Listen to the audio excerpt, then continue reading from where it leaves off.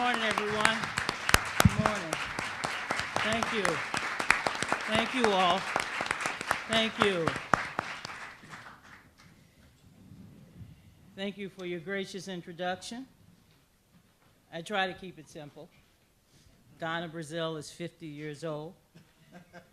She's worked on 7 presidential campaigns, 59 congressional campaigns, 17 state and local campaigns for Barack Obama. She traveled to 48 states, 2 more states. She would have become Miss USA without the bikini. You get the picture. Let me tell you, I got home last night at 3 o'clock a.m. Ever since we elected our first black president, I've been working long hours, extended hours. But there have been some challenging hours, as you can imagine. One of the hardest jobs I have, and I have many jobs, I wear many hats, no wigs, thank you,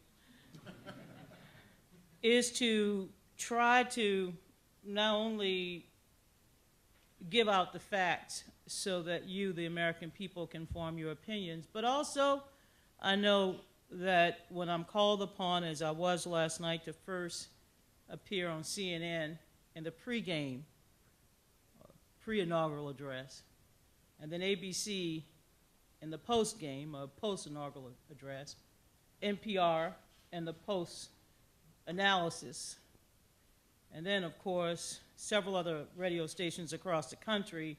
As you look at the time zone, you just keep going until it's 12 o'clock somewhere, and then it's finally say clear, and you're like, okay, what do I do now?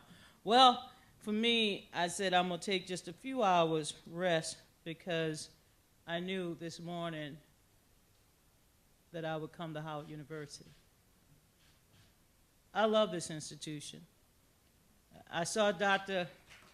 Thank you. I saw Dr. Lorenzo Morris when I drove up, and he was trying to tell me where to go. And I said, you remember, I was a kid back when you didn't have to give me directions. I know where to go.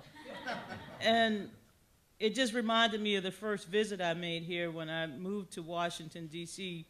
Soon after graduating from college. I had a job, and Dr. Thornton, I call him Alvin, but Dr. Thornton and I, back in the day before people took polls and sort of recruited people, we joined up. We answered the call. This was a moment that we believed that the time was ripe to make that final push to make Dr. King's birthday a national holiday. We didn't have a lot of funds or resources, but we believed in his dream. We believed ultimately in his calling.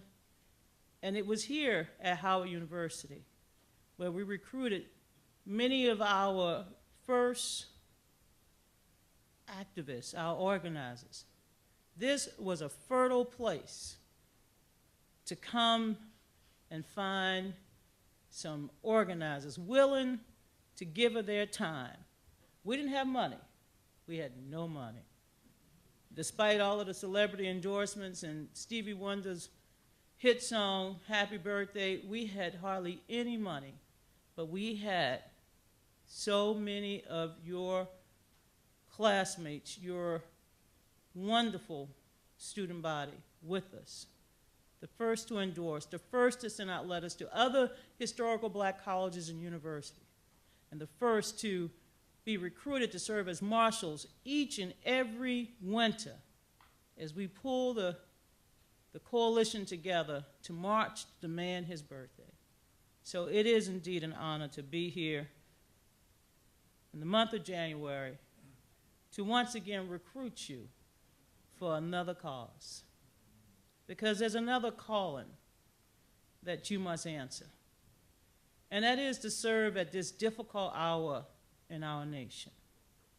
To not only stand up and represent the best of your generation, but to answer the call of your president, Barack Obama, to serve this country at a time of challenge and to be able to make a difference.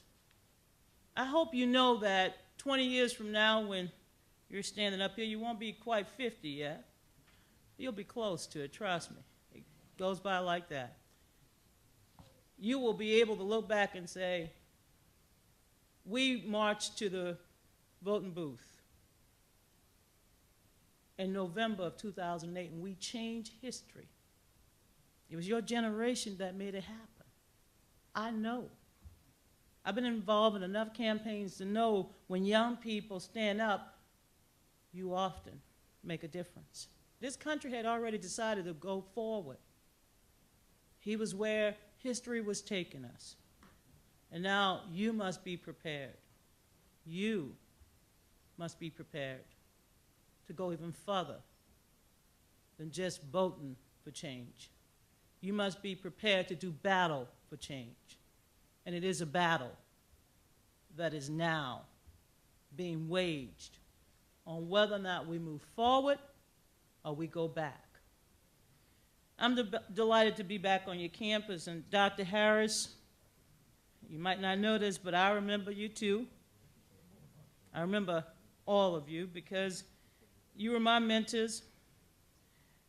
Though I didn't attend this great institution, this Mecca, this top research institution, I know of your history and I know of your journey, your story, and of course, your bright future.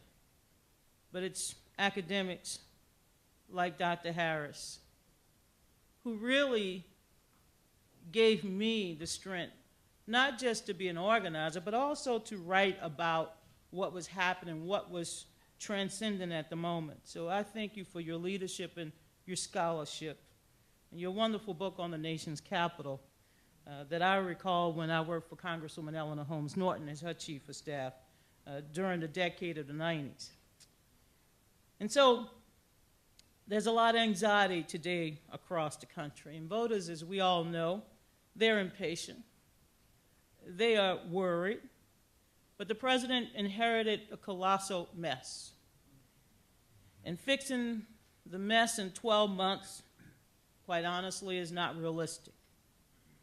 The truth is, the president understands the anger that the voters feel, and he's taken on all of the challenges. Whether it's popular or not, he's going to have to clean up the mess. Everything he inherited, from 2 expensive wars to an economy on the brink of collapse, was marked urgent when he stepped into the Oval Office. And there's no one, in my judgment, who understands, perhaps like Barack Obama, that the cards are stacked against him. The wind is blowing at his face and not at his back. History suggests that this is going to be a difficult year for the president because it's an election year. But as President Obama stated last evening, this is no time to run to the hills. I'm sure there are a bunch of undisclosed locations up there. Dick Cheney's probably still there too. This is no time to lack the will or the spine to deliver on the promises made to the American people. And it's no time to sit on the sidelines simply because so many of his opponents simply want him to fail.